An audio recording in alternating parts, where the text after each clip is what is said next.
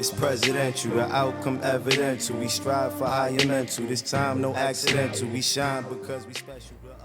Your boy is an author, family. What a beautiful day to kick the show off and let y'all know about the book Grateful, right? Go get it, man. Go check it out. It's on your Kindle. We got it paperback, hardback, whatever you need. This is my first book as an author.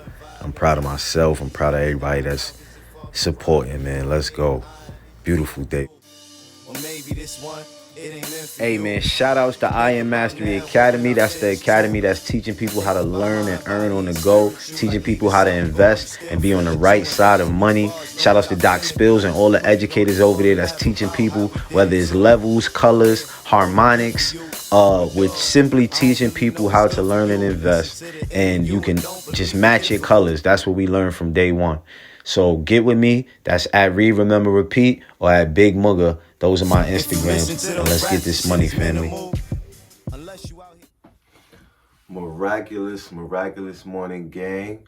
And we are here for another day of learning, another day of reading. How y'all feeling, man? I know the days is getting colder, man. It's getting colder. You know what I mean? We out here on the East Coast. You know what I mean? We just changed the logo. We just changed the logo to Read, Remember, Repeat. So if y'all do see the switch up, that's still us, you know what I mean? We just critiquing things, making things better. You know what I mean? And shout outs to everybody out there just pushing the culture forward, man. You know what I mean? We got work to do. So let's continue to bring it to the masses. Hustle harder, hustle smarter, 50 Cent. Let's jump right in it. Competition brings out the best. Ever since he was a teenager growing up in Italy, Enzo Ferrari had a passion for car racing. In 1922, at the age of 20, he began working as a test driver in Milan and later joined Alfa Romeo as a driver. He spent a few years on the racing circuit, but retired after the birth of his son. Race car driving was a dangerous business back then, and he decided that instead of risking his life every week, he would focus on the development side of the car business. In 1940, he founded his own manufacturing company, Ferrari, which would go on to become one of the best known and respected brands in the world. Around the same time, another Italian car enthusiast, Ferruccio Lamborghini, was establishing a manufacturing business. But unlike Ferrari, Lamborghini was making tractors, not race cars. He enjoyed racing, but his larger passion was focused on the internal workings of machines. After purchasing a Ferrari himself, Lamborghini recognized a number of flaws in the design. The cars were too noisy and had a notoriously touchy clutch, which had to be repaired. When he took his car in to have the Ferrari mechanics fix it, they wouldn't let him personally observe their repairs, which pissed him off. Since Ferraris were already considered the best luxury sports car on the market, Lamborghini saw these flaws as inexcusable. He decided to bring his critiques to Enzo Ferrari himself. Ferrari was deeply insulted that this tractor mechanic thought he could teach him something about race cars and rejected the advice. The moment created a deep-seated rivalry between the two. Stung by Ferrari's snub, Lamborghini decided he'd turn his interest into cars. He turned his interest in cars into a professional pursuit. He wasn't playing around, and 4 months later, the Lamborghini 350 GTV debuted at the Turin Motor Show. Enzo Ferrari had a head start over Ferruccio Lamborghini in the budding rivalry. He had already been in the business for a number of years, was older, and had far more racing miles under his belt. Not to mention, he already made a ton of money. Lamborghini, on the other hand, had technical know-how on the inner workings of cars, an insight that Ferrari's founder lacked. It was sad that Lamborghini's office building was even intentionally built next to their manufacturing facility, which allowed him to take a quick trip to the factory and work on the cars in person when a problem arose. He had a willingness to get his hands dirty, literally, to see his dream shine. As competitive rivals, Lamborghini and Ferrari would bring out the best in each other's work. Ferrari was never too interested in making street cars. As his passion lay in racing, Lamborghini was more focused on practically and everyday use. If he hadn't been pushing the market in that direction, Ferrari might have never come off the racetrack and into the street. The sense of competition forced both companies to evolve into stronger, more versatile versions of themselves. As it said, iron sharpens iron. The result of that competition were innovation and the building of dynasties. Ferrari and Lamborghini could have been friends, but a peaceful and gentle first meeting may never have inspired the creation of some best cars in the world. I've personally been a supporter of both brands over the years. I've had a few Ferraris and a few Lambos too, and while both are incredible cars, I've got to crown Lambo the winner of this particular competition. We're going to give y'all some knowledge source, some read, remember, repeat source, and then we're going to come right back.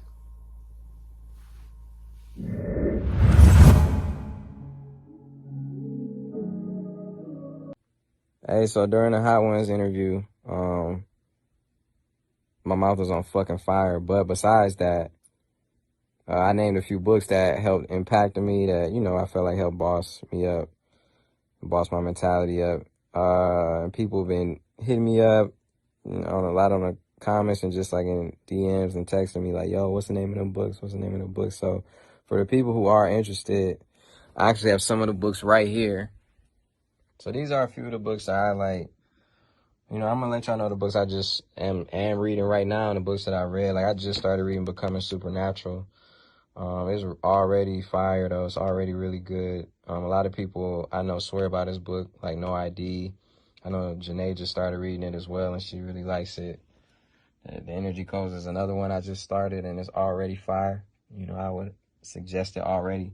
But most of these I read a few times in my life. The 7 Spiritual Laws of Success by Deepak Chopra. And like I said, these books not for everybody. Some people are comfortable where they at in life, and you know, they feel like they got a good grip on it. But for, you know, these books are for people I feel like who you ready to boss your life up, or you feel like you hitting a wall or ceiling or something, and you just ready to apply more successful habits to your life. I would highly suggest these books. My favorite chapter in here is The Law of Least Effort. The Alchemist is a crazy story. If you like stories and, you know, that you locked in like that, then I would suggest starting with this one. But you still gonna get the same like amount of lessons and applications to apply to your life. What You Think of Me Is None of My Business was one of my favorites. I haven't read it in a couple years, but I actually should revisit it. My brother got me this book for Christmas, and it's super fire. Asking It Is Giving. This is probably one of my favorite books ever. This is the book I read when I was a senior in high school, and I've read it a couple times in my life, but the first time I read it, I feel like it put me in a mindset of manifesting, like meeting my favorite artist, rapping for him, getting a record deal, you know, be signing to him. I feel like this book really helped put me in that place, and I would highly suggest it. A lot of their books, Esther and Jerry Hicks, are extremely fire. The 4 Agreements is another one of my favorites. Transform Your Life by Marie Diamond, another one. There are other books too that are super, like Thich Nhat Hanh has a lot of great books. You know what I'm saying? I got put on too. They're somewhere around the house, but just not in this pile. But make sure y'all take notes too, because you got to make sure you retain the information. You know, I take notes. And we are back. A couple of years ago, I bought a beautiful Ferrari 488. Dealer told me the car had to be plugged into an outlet in the wall of my garage when it wasn't running, so the battery would charge. I followed the directions, but every time I tried to start it up, nothing happened. The car looked great, but what am I really doing with a car that won't drive anywhere? That thing was a lemon, so it had to go back. Ferruccio Lamborghini wasn't lying back in the day. Those Ferraris don't always run right. Ferruccio Lamborghini and Enzo Ferrari used their competition to push themselves to heights neither of them ever dreamed of when they were starting out. Forget about just being successful companies. 100 years later, each of their last names has become synonymous with quality and luxury. That's making an impact.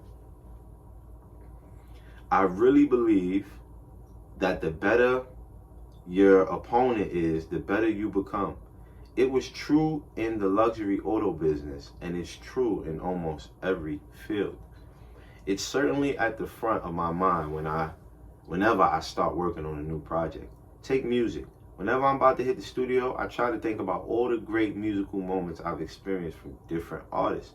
I say great moments because I don't necessarily have a favorite artist, but I do have favorite moments. Usually it's a song that jumps out to me and captures a feeling I find inspiring. Black Rob's Whoa was like that to me. I can't say Rob was one of my favorite artists across the board, but for the 4 minutes and 7 seconds that song was playing, no one else was better to me. Same way with Boogie Down Productions. The Bridge Is Over, even though KRS-One was dissing Queens, his aggression was so contagious that I loved that song. Listening to it even 30 years later always puts me in an aggressive, confident mood. When I'm trying to get in the zone creatively, I'll catalog 10 of those moments in my head. It doesn't even have to be a complete song. It could just be a great hook or a catchy chorus. I'll collect all those moments and label them my creative competition. The entire time I'm recording, I'll refer back to those moments. If I'm listening to a verse I just laid down, I ask myself, was it as fire as Whoa? If the answer is no, then I need to go back in the booth and give it another shot. Same thing with each chorus or hook that I compose. I'll compare it to those great moments I've cataloged. If I feel like it's falling short, I go back and do it again. I keep holding up what I've done against those moments I've cataloged in myself. Is it good enough? Now, is every song I record going to be a classic like Whoa or The Bridge Is Over? Of course not. But by forcing myself to measure up against a song like that, I bring out the best in myself. It's like the old saying, shoot for the moon. Even if you miss, you will land among the stars. But in order to push yourself to be great that way, the first thing you have to be able to do is appreciate the greatness in others. You cannot go around believing that no one is as good as you, and therefore you don't have anyone to make up with. That's bullshit.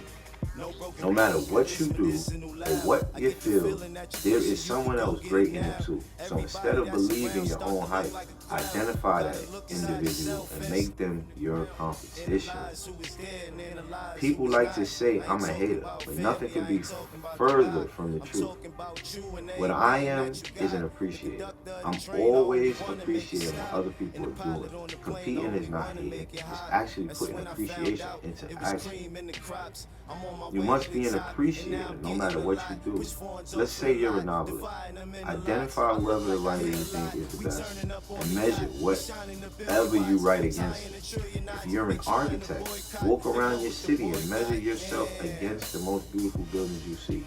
You need to stare at those buildings and say, you know what? The staircase was really fucking good.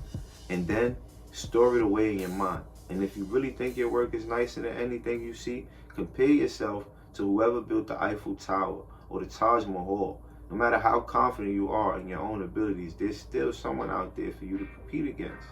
Never think you're above competition. One way I see people fall into this trap is by listening to the individuals around them. This happens with rappers all the time. A guy will get in the booth, spit a verse, and one of his homies will say, yo, that was a hot line. Man, that's all it takes. Now, in the rapper's mind, he's already the greatest of all time. His friends will go on and tell him he's better than whatever SoundCloud young boy is hot at the moment. The rapper will eat it up and grow even cockier. But notice what his homies are not saying. That he's better than Jay. That he's better than Kendrick. That he's better than me. Those are the standards you need to hold yourself up against before you start thinking you're gold. If you only compare yourself to inferior opponents, you'll feel like you're doing something when you're really not doing much at all. This is why a lot of rappers challenge me prematurely. Your friends make them think they're ready when they haven't achieved anywhere near what I have. That's fine with me. I just have to knock them back down to the size a bit. No matter what you've accomplished, you're never done competing. I've sold over 30 million records, and every time I step in the booth, I know I'm about to be measured up.